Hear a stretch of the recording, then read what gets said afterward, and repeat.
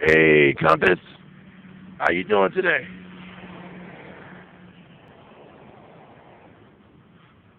Nice morning. Glad it's not too cold. It's only cold, really, when it's windy. Like in Chicago, it could be like 25, 35 degrees, just as long as it wasn't windy. That wind chill is what gets you. That's the shit that cuts under your skin. It's like, oh! I mean, literally, you hear that slice, like, you know? And that shit cuts right under your skin, and you're like, woo! But as long as the air is still, now, I tell you the truth, it is slightly breezy. I would say like 1 mile per hour winds, but it's probably not even that fast. It's moving just as fast as I am, basically. Oh, man. Headed over to the train station now. There's not really anything new happening in the wonderful world of tech. And as far as I know, there's nothing else new happening. And next month is the end of the world. Okay? In a little over 30 days, we'll be faced with all kinds of hell and tarnation. We might see all kinds of, I don't know, brimstone and fire, earthquakes, tornadoes, more hurricanes. I mean, who knew? Maybe Hurricane Sandy was the end of the world. I don't know. But I think it's an example. I mean, storms are getting worse and worse. They really are. And even if it's not December 21st, 2012, when everything supposedly breaks down, and when the Earth aligns with the center of the galaxy, which supposedly affects every single thing that's happening on the Earth, and the reason why we're experiencing a whole lot more earthquakes and tornadoes, and I mean, I think they said, wasn't it this year they said this was the worst year of tornadoes? Uh,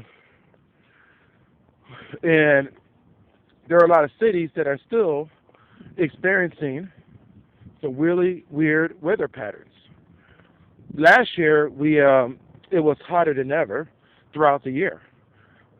Even when it got cold, it just did not do the perfect winter like it usually does.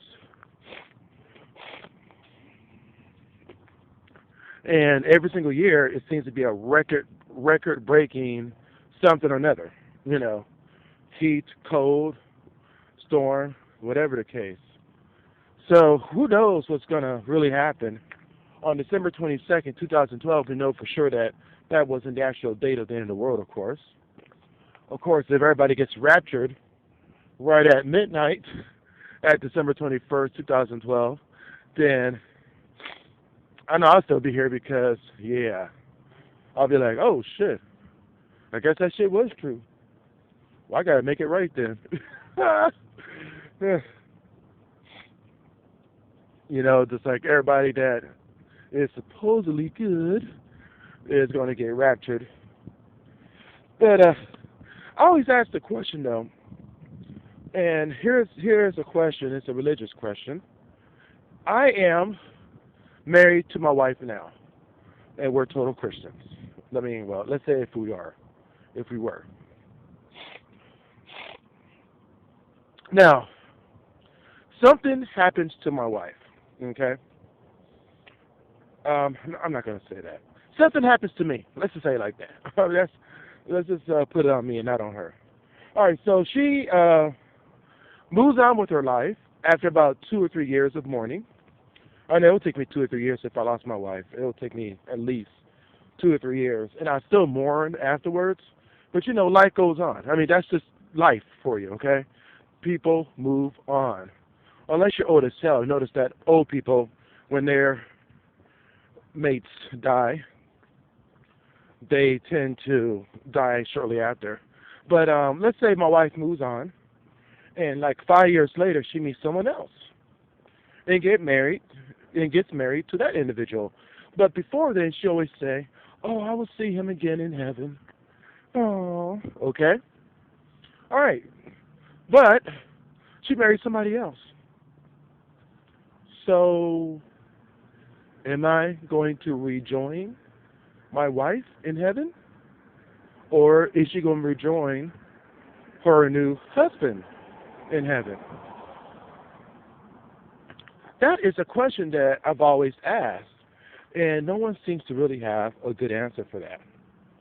They say, well, she will always rejoin the first husband. So where does it say that in the Bible? So, I mean, it's open-ended question, I guess. Hey, peace out.